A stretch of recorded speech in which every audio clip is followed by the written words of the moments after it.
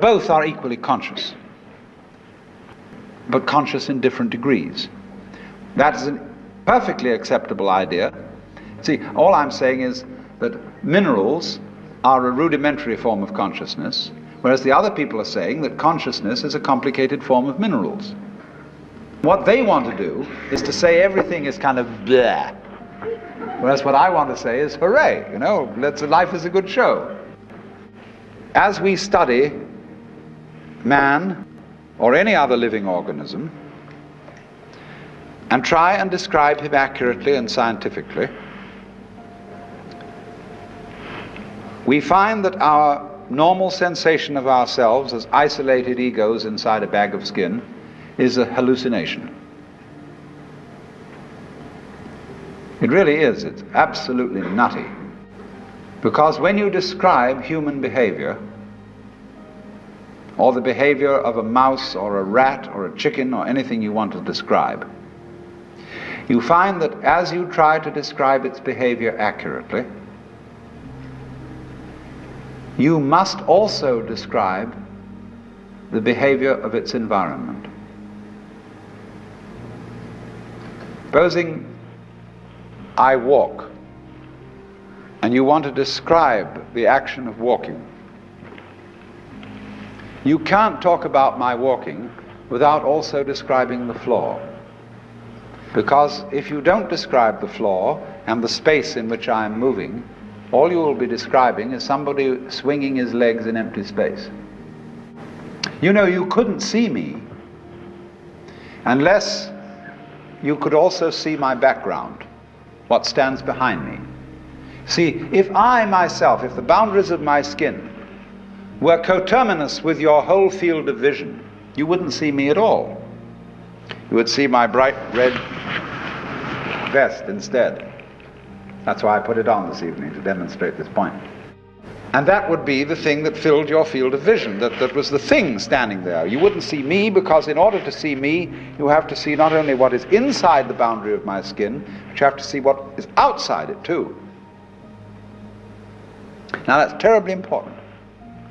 Really, the fundamental, ultimate mystery, the only thing you need to know to understand the deepest metaphysical secrets, is this: that for every outside there is an inside, and for every inside there is an outside. And although they are different, they go together. There is, in other words, a secret conspiracy between all insides and all outsides, and the conspiracy is this: to look as different as possible, and yet underneath to be identical, because you don't find one without the other. Like Tweedledum and Tweedledee agreed to have a battle. Note that, agreed. So there is a secret. What is esoteric, what is profound, and what is deep is what we will call the implicit. What is obvious and on the open is what we will call the explicit. And I and my environment, you and your environment, are explicitly as different could be. But implicitly, you go together. And this is discovered by the scientist when he tries, as the whole art of science is to describe what happens exactly. And when he describes exactly what you do, he finds out that your behavior is not something that can be separated from the behavior of the world around you. He realizes then that you are something that the whole world is doing. Just as when the sea has waves on it, all right, the sea, the ocean is waving. And so each one of us is a waving of the whole cosmos, the entire works, all there is. And with each one of us, it's waving and saying, yoo-hoo, here I am. Only it does it differently each time, because variety is the spice of life. But you see, the funny thing is, we haven't been brought up to feel that way. Instead of feeling that we, each one of us, are something that the whole realm of being is doing, We feel that we are something that has come into the whole realm of being as a stranger. When we were born, we don't really know where we came from because we don't remember. And we think when we die, that's just going to be that. Some people console themselves with the idea that they're going to heaven, or that they're going to be reincarnated, or they're going to Summerland or something, you know. People don't really believe that. For most people it's plausible. The real thing that haunts them is that when they die, they're going to sleep and never going to wake up. They're going to be locked up in the safe deposit box of darkness forever. But that all depends, you see, upon a false notion of what is oneself. Now, the reason why we have this false notion of ourselves is, as far as I can understand it, that we have specialized in one particular kind of consciousness. Being very general and rough, we have two kinds of consciousness. One I will call the spotlight, and the other the floodlight. The spotlight is what we call conscious attention, and that is trained into us from childhood as the most valuable form of consciousness. When the teacher in class says, "Pay attention," everybody stares and looks fast at the teacher like that. That's spotlight consciousness. Fixing your mind on one thing at a time. Concentrate. And even though you may not be able to have a very long attention span, nevertheless you concentrate. You use your spotlight, one thing after another, one thing after another, flip, flip, flip, flip, flip, flip, flip, flip, like that. But we also have another kind of consciousness, which I'll call the floodlight. For example, you can drive your car for several miles with a friend sitting next to you, and your spotlight consciousness will be completely absorbed in talking to your friend. Nevertheless, your floodlight consciousness will manage the driving of the car, will notice all the stoplights, the other idiots on the road, and so on, and you'll get there safely, without even thinking about it. But our culture has taught us to specialize in spotlight consciousness and to identify ourselves with that form of consciousness alone. I am my spotlight consciousness. My conscious attention, that is my ego, that is me. And very largely we ignore the floodlight. Now, the floodlight consciousness is working all the time. Every nerve end that we have is its instrument.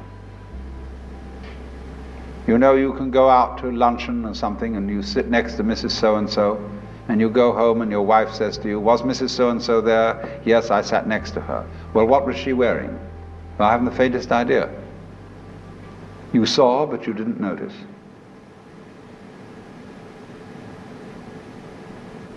Now, because we have been brought up to identify ourselves with the spotlight consciousness,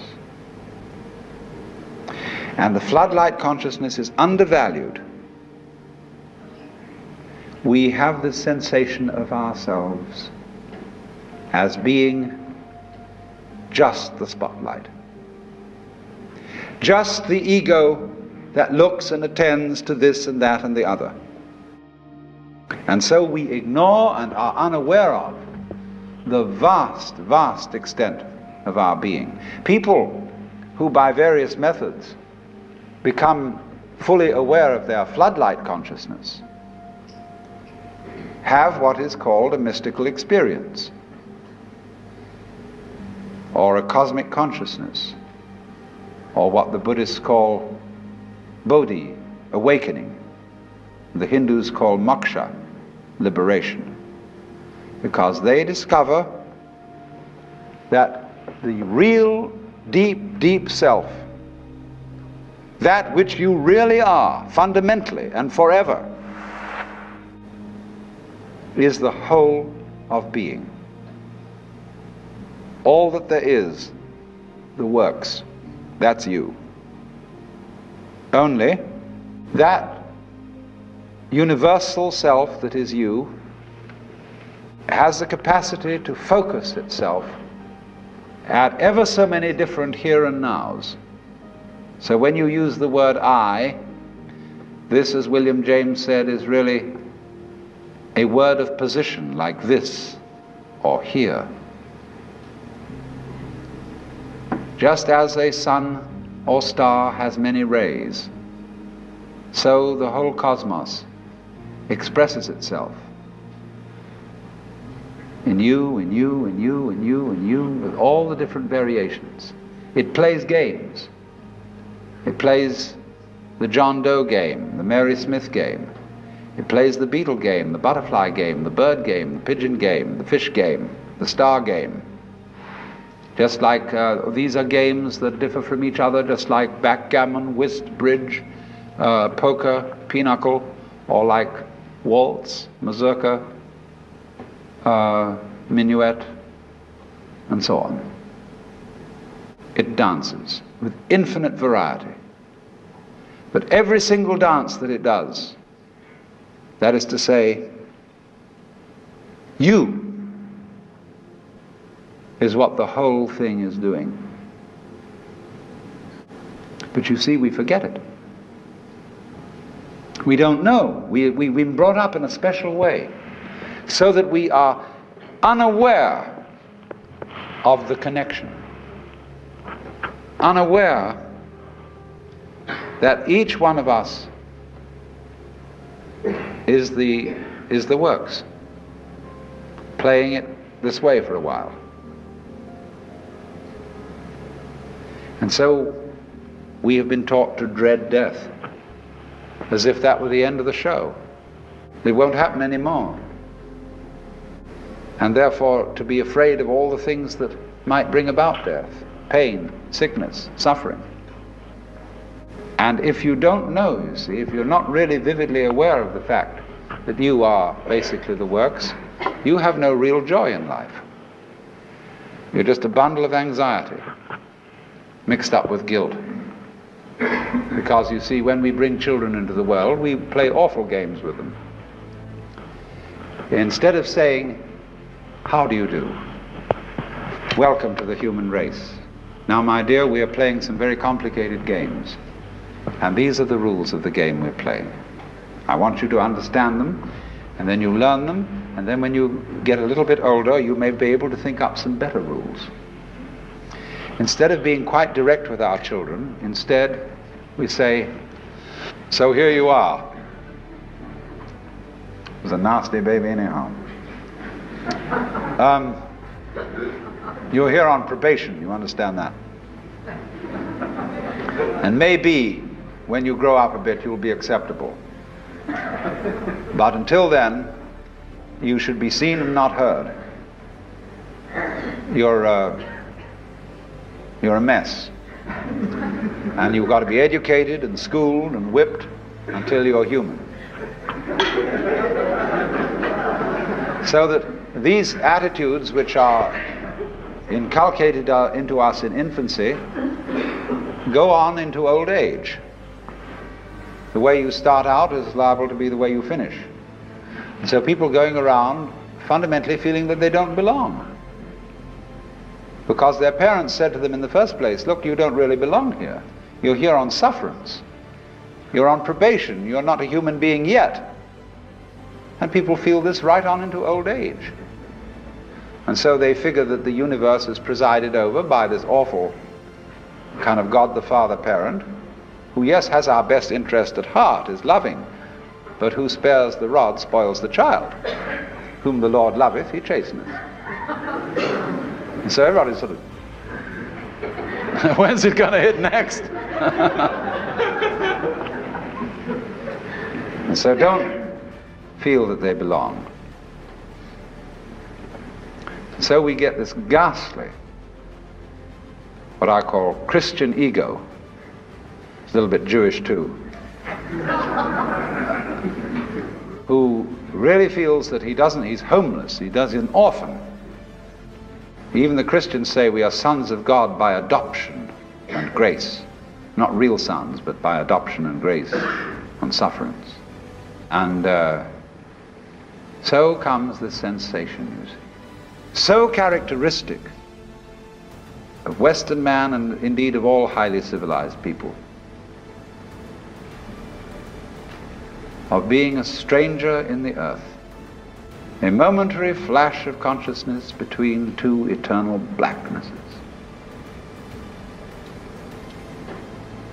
And therefore, in constant contentiousness with everything around you, not only with other people, but with the earth, with the waters,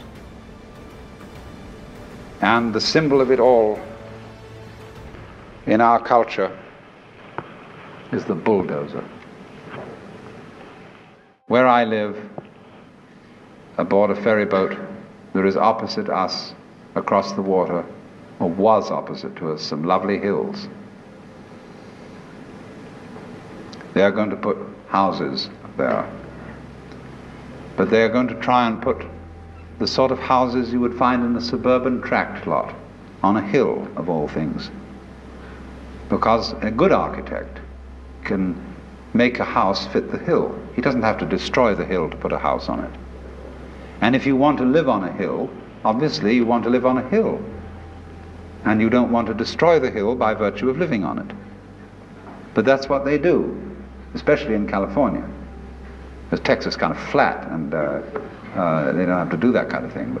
But in California, where we've got lots of hills, they always scrape the tops off them till they're perfectly flat. And then they put houses on, and then they scrape them off in terraces all the way down. They upset the ecology of the hill, and eventually all the houses fall down. And so what? But by that time the payments have been made. But that's because the builder doesn't feel that the external world is his own body. It is. The external world is your own body extended. So he, instead of going up to the hill and saying, "Good afternoon, I very much want to live here, and I would like to know what kind of house you would like to have built on you." An intelligent architect always does that. Instead of that, he has a prejudice about what kind of a house is a house. And he has to make the hill submit to this prejudice.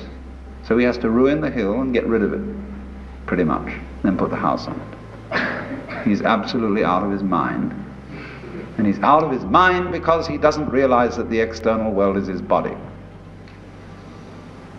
When he realizes that, he'll get his mind back.